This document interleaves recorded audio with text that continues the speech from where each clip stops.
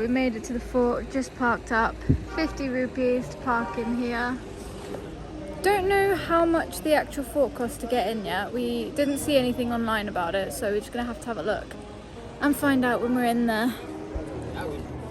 Right, we've got national tourist that way, international tourist this way. So let's go. Right, it's 400 for the fort ticket and then 200 for the museum ticket, so it's 600 each to get in. Right, you can get an audio guide, but it costs extra as well, so it's already 600 to get in, and then you have to pay for the audio guide, so we're not going to be doing that today. Right, we're walking up the fort. It's kind of ushering us to go with this group, but I don't know if we're meant to be going with them or not. I'm sort of not really sure what's going on. I feel like maybe it was better with an audio guide. See, this is inside of the fort. It's quite pretty actually. Nice red colour. I haven't seen a fort this red colour before. They're usually more of a sandy colour or just brick colour. This is quite nice, I like this. The cannon in the middle, I'll sit. Pictures up here as well. There's a picture of a desert festival here, of everyone on their camels. That's so cool. There's a ton of like postcards up here. It's quite cute as well. They're all blue, and I don't know if they've just turned blue from the sun or if they were originally blue, but I'm guessing they must have just got sun bleached or something. So you've got loads of olden day pictures. Oh, I don't know who these are of. They might be important people, but I have no clue. But it is really cool to see pictures from back then. And like, I don't imagine people coming to India back then because it seems like it would have been so difficult. But obviously people did. And some more modern day pictures.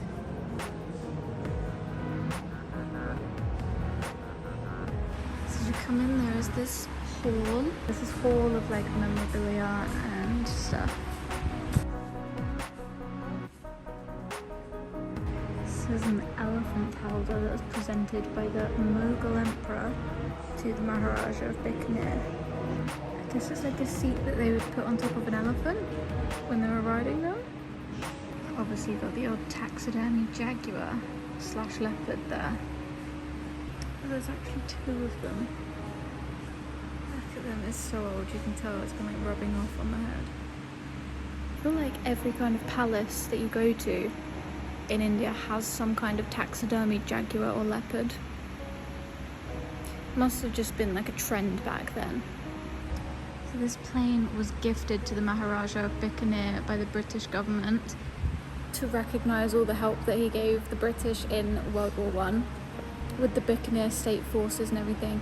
He received a lot of war souvenirs as gifts, and this plane was one of them, and he restored it and kept it here in the fort. Now we're about to leave this area. Oh, wow, there's quite cool like statues, even just walking down the hallway. Everything in India is always so detailed and beautiful. The forts and palaces, temples, so much work put into everything.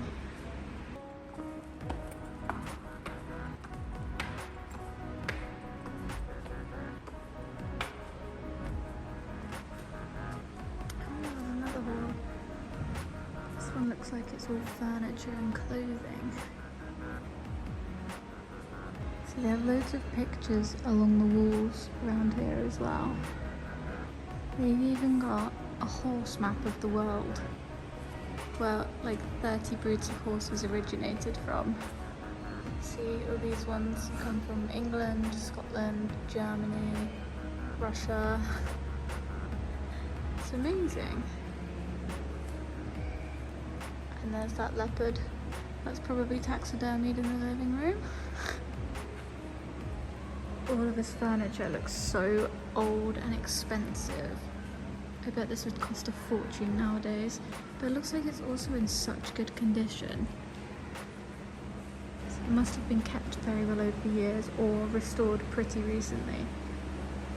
Even just the room in here is really pretty as well. Like with the classic shape that they have, and pink paint with like the marble details in the room. It's really beautiful in here actually, and the gold paint on the ceiling as well. Got a case full of old war medals here, and you see the old war uniforms in the cabinet as well. Come into another room. The old sandalwood throne of the Rathor emperors. Oh wow. See, even this room, look how impressive it is. It's massive. And all of the walls have a different like decoration on. They're not just plain flat walls like you'd get in your house.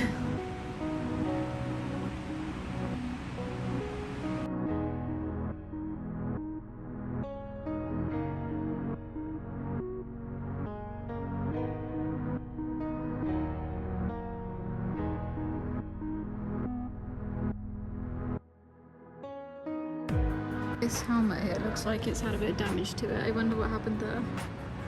I wonder if the person wearing it was okay.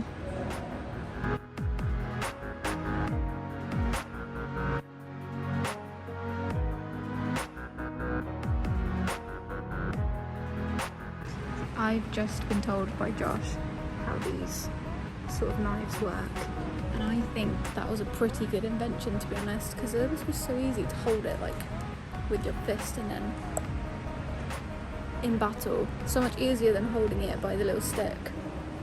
So that, whoever invented those was pretty smart.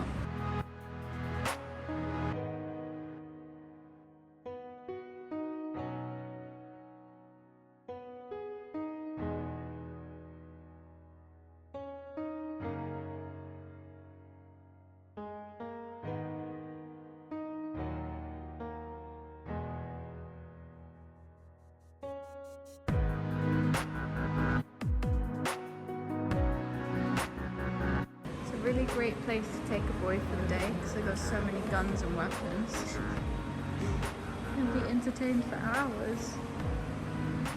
So this is the third room I think that we've been in that has weapons in it, not including the hallway.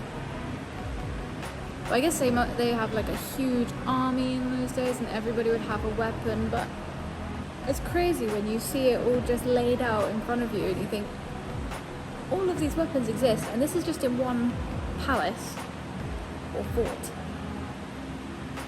Just in one place there's all of these guns and swords and knives. Blows my mind. They've come out back into the courtyard. It looks very similar to the fort in Jodhpur actually, which I don't have a video on. I didn't take a video there, but I did take some pictures and they're on my Instagram if you want to check that out. But it's very, very beautiful in here. There's actually way more to see than I thought there would be.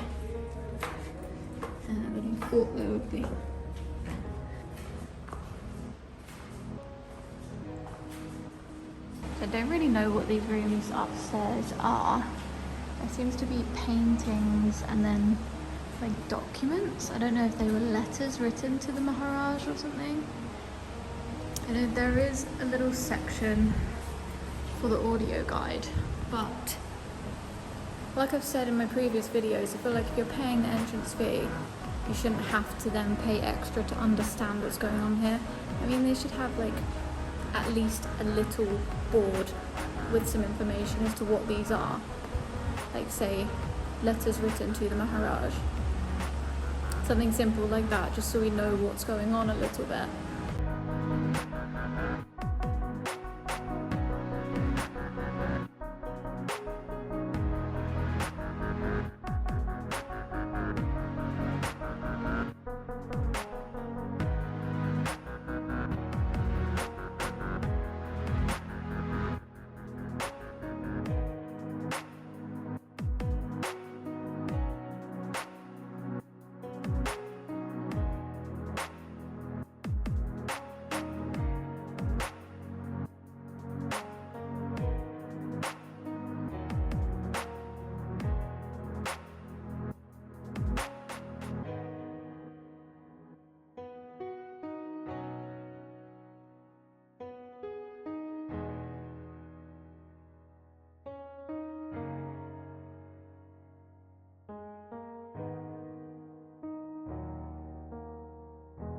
Actually, so many places to explore around here, and we keep coming out into these little courtyards, and it's so beautiful.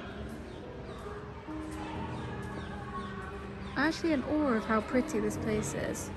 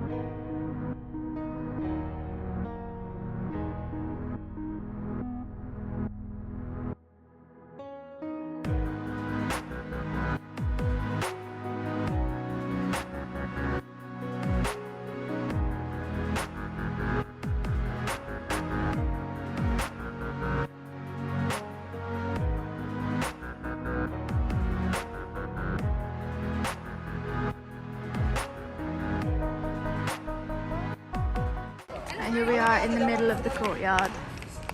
It's a bit noisy.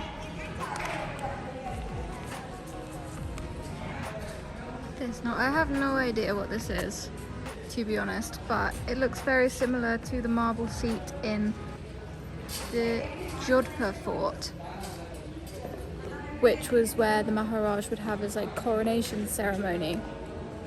So if I had to take a guess, I'd say that's what it is, but again, I don't know. If I find out, I will put it up here, if I find out from Google.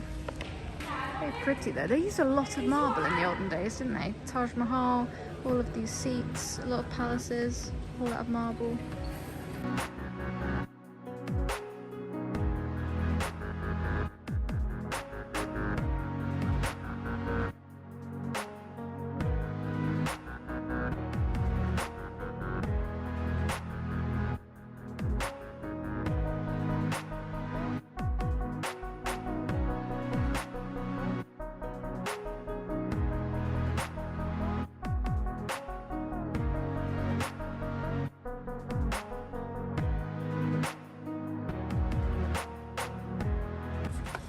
Right, so we've just come out of the fort and the palaces now.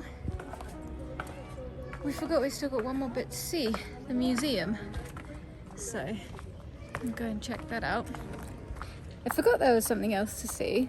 There's so much inside those palaces. I didn't expect there to be that much to see in there. And I'm quite tired now, actually. I think it's quite tiring walking around all day. So I didn't get to show you earlier. This is the outside view of the fort.